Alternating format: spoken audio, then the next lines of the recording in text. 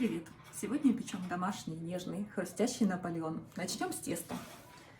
Нам понадобится примерно 450-460 грамм муки белой, очень холодная вода 150 грамм, чайная ложка соли, столовая ложка уксуса, одно куриное яйцо или 4 перепелиных и 250 грамм сливочного масла. Масло берите прям с морозилки. Начинаем. В тесто отправляем соль и сливочное масло. Надо очень хорошо перетереть сливочное масло с мукой, чтобы получились прям хлопья такие. Тесто будет неоднородным. Перетирайте быстро, чтобы масло не сильно поплавилось от тепла рук. Тесто перетерли маслечком. Получилась такая неоднородная крошка. Теперь делаем в нем углубление. В водичку добавляем уксус, яйцо. Хорошо перемешиваем.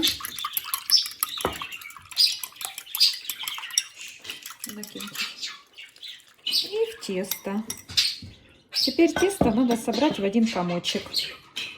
Вымешивать его не надо, иначе оно не получится слоеным. Просто собираем в комочек. Тесто собрали в комочек. Однородным оно быть не должно, потому что так сохраняется структура его и будет оно слоеное. Теперь делим его на равные части. Из этих продуктов получилось 900 грамм теста. Я буду делить на 12 частей равных. Если хотите тортик поменьше и повыше, делите на большее количество коржей или же на меньшее. Я буду делить по 75 грамм.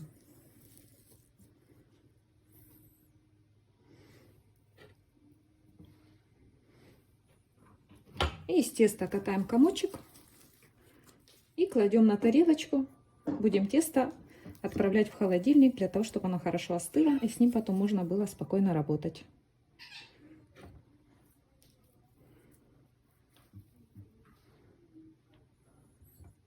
Все. Так делим все тесто. Все тесто сформировано, поделено. Накрывайте пакетиком или пищевой пленкой и отправляем в холодильник. Минимум часа на 2. Можно сделать тесто накануне, оставить его на ночь, на следующий день выпекать. Пока наше тесто остывает в холодильнике, сделаем заварной крем. Берем литр молока. Часть молока нагреваем. Молоко не должно закипеть, просто должно стать горячим. Грейте на медленном огне его. Дальше в миске смешиваем 3 куриных яйца. У меня перепелиные, я взяла 13 штук. К ним добавляем часть сахара. Еще часть сахара можно добавить в молоко, чтобы сахар быстрее растворился. Молоко обязательно помешивайте, пока греется, чтобы сахар не прилип к дну кастрюльки. Размешиваем хорошо яйца с сахаром.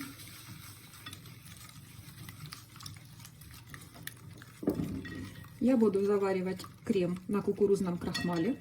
Можно его заменить мукой, но с крахмалом получается более нежный вкус.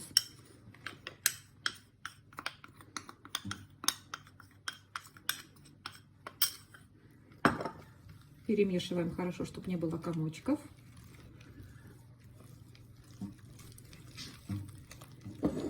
И из общего количества я отлила немножко молочка.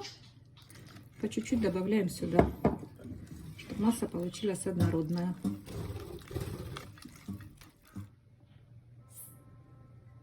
Молочко нагрелось.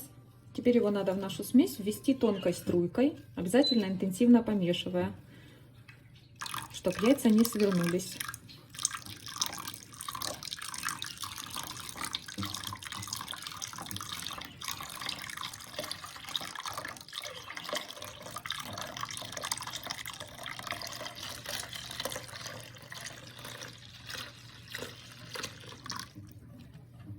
Все вмешалось хорошо. Теперь всю смесь выливаем назад в кастрюльку и будем варить крем до загустения на медленном огне.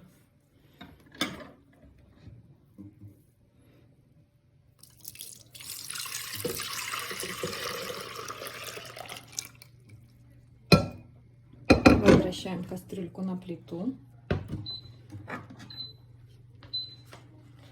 Крем нужно обязательно регулярно помешивать.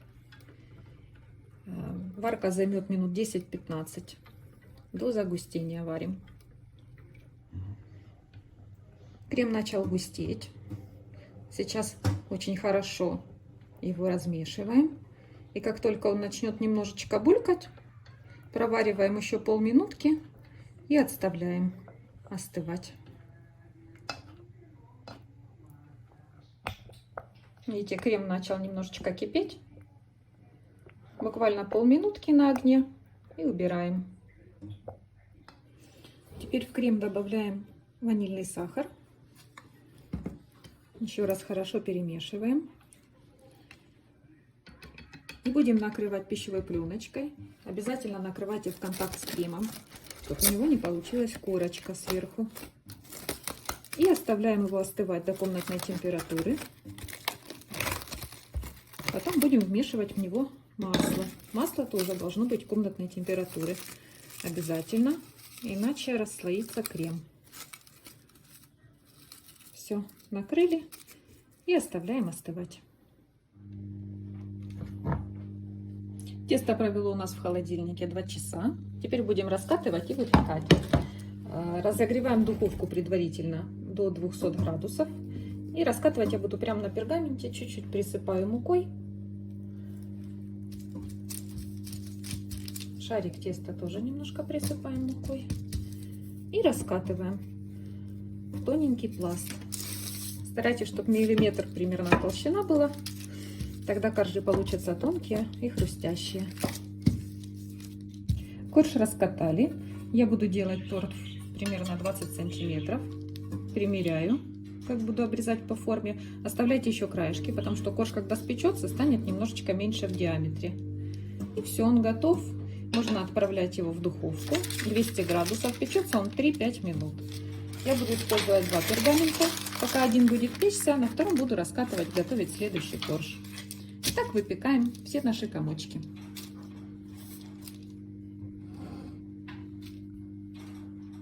Перед выпечкой, чтобы корж не поднялся сильно, надо обязательно его понакалывать вилочкой. Тогда он получится слоеный, но ровный. Ну и мой помощник.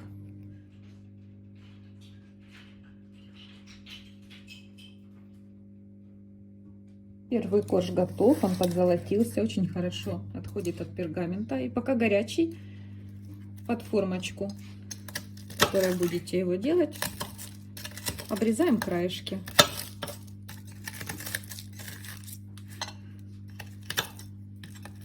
Крошечку всю собираем, ее измельчим и будем украшать торт.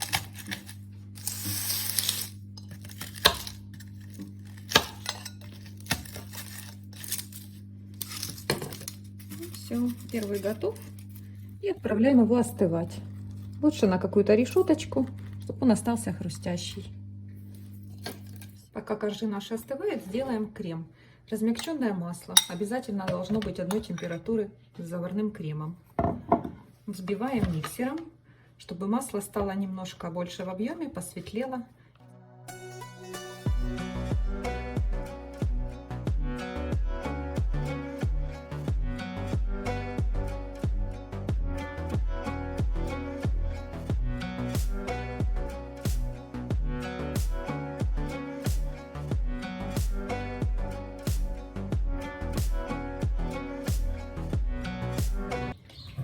Теперь в масло понемножку, по 1-2 столовых ложки, будем добавлять заварной крем и взбивать, чтобы масса стала однородная.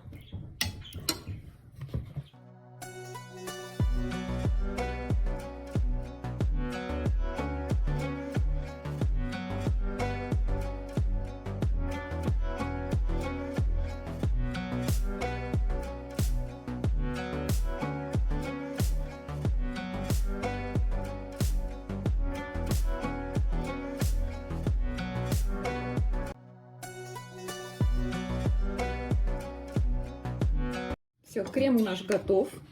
Форму держит прекрасно, получился легкий и воздушный. Теперь собираем крем, собираем торт. Для того, чтобы коржи не ерзали по тарелке, в центр на донышко немножечко крема.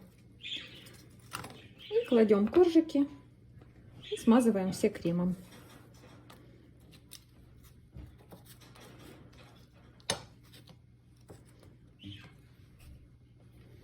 У меня тарелка оказалась недостаточно плоская для этого объема. Ничего страшного, можно коржик придержать.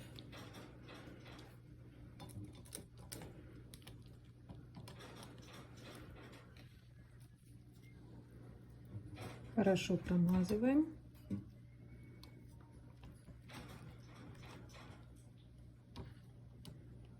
И накрываем следующим. И так собираем весь тортик. Тортик собрали.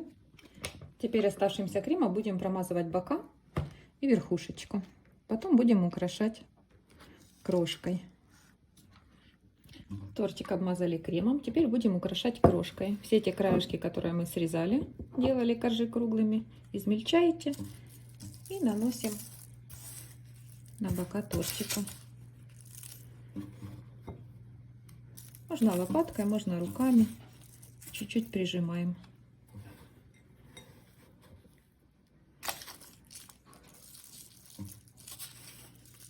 Такой красавчик у нас получился. Высокий, красивый, пышный торт. Теперь отправляем его в холодильник часов на 6 минимум. Настояться и пропитаться. Лучше всего на ночь. Приятного аппетита!